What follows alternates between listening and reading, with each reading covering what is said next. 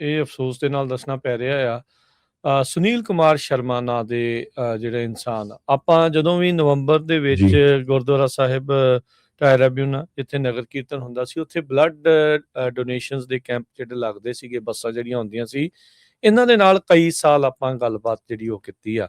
ਸੁਨੀਲ ਕੁਮਾਰ ਸ਼ਰਮਾ ਦਾ ਕੱਲ ਜਿਹੜਾ ਉਹ ਦੇਹਾਂਤ ਹੋ ਗਿਆ। ਉਹ ਇੱਕ ਨਾਮੁਰਾਦ ਬਿਮਾਰੀ ਤੋਂ ਜਿਹੜੇ ਉਹ ਪੀੜਤ ਸੀਗੇ ਤੇ 62 ਸਾਲ ਇਹਨਾਂ ਦੀ ਜਿਹੜੀ ਉਹ ਉਮਰ ਸੀਗੀ। ਇਹਨਾਂ ਨੇ ਹਮੇਸ਼ਾ ਹੀ ਜਿਹੜੀ ਬਲੱਡ ਡੋਨੇਸ਼ਨ ਬਾਏ ਸਿੱਖ ਨੇਸ਼ਨ ਦੀ ਜਿਹੜੀ ਕੈਂਪੇਨ ਆ, ਕੱਲੀ ਅਮਰੀਕਾ 'ਚ ਨਹੀਂ, ਕੈਨੇਡਾ ਦੇ BC ਦੇ ਜਿਹੜੇ ਉਹ ਨਿਵਾਸੀ ਸੀਗੇ। ਸੋ ਉੱਥੇ ਉਹਨਾਂ ਨੇ ਇਸ ਦੇ ਵਿੱਚ ਸ਼ੁਰੂਆਤ ਕੀਤੀ। ਸੋ ਇਨਸਾਨੀਅਤ ਦੇ ਲਈ ਜੋ ਸਿੱਖਾਂ ਦਾ ਉੱਥੇ ਘਾਣ ਹੋਇਆ, ਜੋ ਮਾਈਨੋਰਟੀਜ਼ ਦੇ ਨਾਲ ਜੋ ਭਾਰਤ ਦੇ ਵਿੱਚ ਹੋਇਆ, ਉਹਨਾਂ ਸਾਰੇ ਸ਼ਹੀਦਾਂ ਨੂੰ ਯਾਦ ਕਰਦੇ ਹੋਏ ਇੱਕ ਪੰਥ ਦੇ ਅਣਥੱਕ ਸੇਵਾਦਾਰ ਕਹਿ ਸਕਦੇ ਜਿਹੜੇ ਆਪਣੇ ਸੁਨੀਲ ਕੁਮਾਰ ਸ਼ਰਮਾ, ਉਹ ਅੱਜ ਇਸ ਦੁਨੀਆ ਦੇ ਵਿੱਚ ਜਿਹੜੇ ਉਹ ਨਹੀਂ ਰਹੇ। ਹਮੇਸ਼ਾ ਹੀ ਪੰਥਕ ਇਕੱਠਾਂ 'ਚ, ਸੈਮੀਨਾਰਾਂ 'ਚ, ਖੂਨਦਾਨ ਕੈਂਪਾਂ 'ਚ ਤੇ ਹੋਰ ਮੁਜ਼ਾਹਰਿਆਂ ਦੇ ਵਿੱਚ ਵੀ ਇਹ ਜਿਹੜੇ ਆ ਮੋਹਰੀ ਭੂਮਿਕਾ ਨਿਭਾਉਂਦੇ ਜਿਹੜੇ ਹੋ ਰਹੇ ਆ। ਸੋ ਨਾ ਪੂਰਾ ਹੋਣ ਵਾਲਾ ਜਿਹੜਾ ਘਾਟਾ ਆ, ਉਹ ਕਹਿ ਸਕਦੇ ਹਾਂ ਵੀ ਪੰਥ ਦੇ ਇੱਕ ਅਜਿਹੇ ਸੇਵਾਦਾਰ ਦੇ ਜਾਣ ਦੇ ਨਾਲ ਉਹ ਪੂਰਾ ਨਹੀਂ ਹੋਣਾ ਆ, ਉਹ ਖਾਲੀ ਜਿਹੜਾ ਹੋਇਆ ਆ। ਤੇ ਅਸੀਂ ਇਹੀ ਅਰਦਾਸ ਕਰਦੇ ਹਾਂ, ਪ੍ਰਮਾਤਮਾ ਇਹਨਾਂ ਦੀ ਆਤਮਾ ਨੂੰ ਆਪਣੇ ਚਰਨਾਂ 'ਚ ਨਿਵਾਸ ਬਖਸ਼ੇ ਤੇ ਪਰਿਵਾਰ ਨੂੰ ਭਾਣਾ ਮੰਨਣ ਦਾ ਬਲ ਬਖਸ਼ੇ।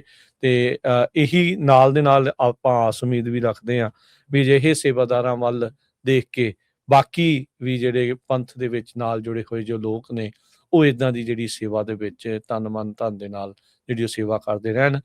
ਬੜੀਆਂ ਮਿੱਠੀਆਂ ਯਾਦਾਂ ਆ ਹਰਜੋਤ ਸਿੰਘ ਜੀ। ਹਮੇਸ਼ਾ ਜਦੋਂ ਵੀ ਉਹਨਾਂ ਦੇ ਨਾਲ ਇੰਟਰਵਿਊ ਕੀਤੀ ਹੈ ਮੈਂ, ਉਹ ਹਮੇਸ਼ਾ ਕਹਿੰਦੇ ਯਾਰ ਮੇਰੇ ਨਾਲ ਗੱਲ ਕਰਨ ਦੀ ਬਜਾਏ ਤੁਸੀਂ ਆਹ ਸਾਰੀਆਂ ਚੀਜ਼ਾਂ ਜਿਹੜੀਆਂ ਦਿਖਾਓ, ਲੋਕਾਂ ਨੂੰ ਪ੍ਰੇਰਿਤ ਕਰੀਏ ਵੀ ਇਹ ਵੀ ਜਿਹੜੇ ਬਲੱਡ ਡੋਨੇਟ ਕਰਕੇ ਉਹਨਾਂ ਸ਼ਹੀਦਾਂ ਦਾ ਜਿਹੜਾ ਡੁੱਲਿਆ ਖੂਨ ਆ, ਉਹਨਾਂ ਦੇ ਲਈ ਆਪਾਂ ਜਿਉਂਦੇ ਜੀ ਜਿਹੜਾ ਉਹ ਕੁਛ ਕਰ ਗਏ, ਉਹਨਾਂ ਨੂੰ ਯਾਦ ਕਰਦੇ ਹੋਏ ਇੱਕ ਜਾਣਾ ਜਦੋਂ ਖੂਨਦਾਨ ਕਰਦਾ ਆ ਤਾਂ 3 ਜਾਨਾਂ ਇੱਕ ਖੂਨਦਾਨ ਦੇ ਨਾਲ ਜਿਹੜੀਆਂ ਉਹ ਬਚਦੀਆਂ ਆ।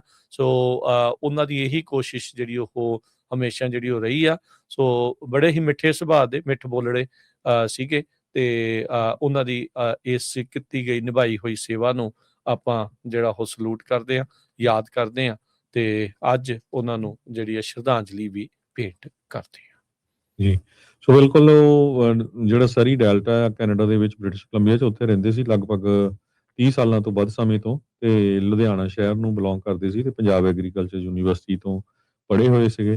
ਤੇ ਤੁਸੀਂ ਬਹੁਤ ਵਾਰ ਸਾਡੀਆਂ ਇੰਟਰਵਿਊਜ਼ ਰਾਜ ਕਨਵੀਰ ਸਿੰਘ ਉਹਨਾਂ ਨਾਲ, ਜਦੋਂ ਕੈਨੇਡਾ ਵਾਲੇ ਜੂਨ 1984 ਦੀ ਯਾਦ ਦੇ ਵਿੱਚ ਨਗਰ ਕੀਰਤਨ ਹੁੰਦਾ ਹੈਗਾ ਆ, ਉੱਥੇ ਆਪਣੀਆਂ ਉਹ ਬੱਸਾਂ ਲੈ ਕੇ ਆਉਂਦੇ ਸੀ ਨਵੰਬਰ ਦੇ ਵਿੱਚ ਆਉਂਦਾ ਆਪਣੇ ਨਵੰਬਰ ਦੇ ਇੱਥੇ। ਵਿੱਚ, ਨਵੰਬਰ 'ਚ ਜਦੋਂ ਯੂਬਾ ਸਿਟੀ 'ਚ ਨਗਰ ਕੀਰਤਨ ਹੁੰਦਾ ਬਾਕੀ ਤੇ ਉਹ BC ਕੈਨੇਡਾ ਦੇ ਵਿੱਚ ਤਾਂ ਬਹੁਤ ਉਹ ਈਅਰ ਅਰਾਊਂਡ ਜੂਨ ਦੇ ਵਿੱਚ ਵੀ, ਨਵੰਬਰ 'ਚ ਵੀ ਉੱਥੇ ਕਰਦੇ ਹੀ ਰਹਿੰਦੇ ਸੀਗੇ ਜੀ। ਸੋ ਕਹਿੰਦੇ ਵੀ ਕਿਤੇ ਵੀ ਕੋਈ ਪੰਥਕ ਇਕੱਠ ਹੁੰਦਾ ਸੀ ਤੇ ਕੋਈ ਵੀ ਜਿੱਦਾਂ ਹਿਊਮਨ ਰਾਈਟਸ ਦੀ ਗੱਲ ਹੁੰਦੀ ਸੀ, ਸੈਮੀਨਾਰ ਹੁੰਦਾ ਸੀ, ਖੂਨਦਾਨ ਕੈਂਪ ਹੁੰਦਾ ਸੀ, ਸਭ ਤੋਂ ਵੱਧ ਅੱਗੇ ਜਿਹੜੇ ਅੱਗੇ ਵੱਧ ਚੜ੍ਹ ਕੇ ਜਿਹੜੇ ਉਹ ਸੇਵਾ ਕਰਦੇ ਸੀ। ਸੋ ਪੰਜਾਬੀ ਜਿਹੜੀ ਯੂਐਸਏ ਦੀ ਪੂਰੀ ਟੀਮ ਉਹਨਾਂ ਦੇ ਦੁੱਖ ਦੇ ਵਿੱਚ ਭਾਈਵਾਲ ਆ ਤੇ ਪ੍ਰਮਾਤਮਾ ਅੱਗੇ ਅਰਦਾਸ ਕਰਦੇ ਆ ਵੀ ਉਹਨਾਂ ਨੂੰ ਆਪਣੇ ਚਰਨਾਂ ਦੇ ਵਿੱਚ ਨਿਵਾਸ ਬਖਸ਼ਣ।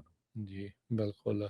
ਸੋ ਹਰਜੋਤ ਸਿੰਘ ਜੀ 30 ਸਾਲ ਤੋਂ ਵੱਧ, 3 ਦਹਾਕੇ ਤੋਂ ਵੱਧ ਦਾ ਆਪਣਾ ਜੀਵਨ ਕਾਲ ਉਹਨਾਂ ਨੇ ਪੰਥ ਦੇ ਲੇਖੇ ਜਿਹੜਾ ਆ ਇਸ ਸੇਵਾ ਦੇ ਵਿੱਚ ਜਿਹੜਾ ਉਹ ਲਾਇਆ।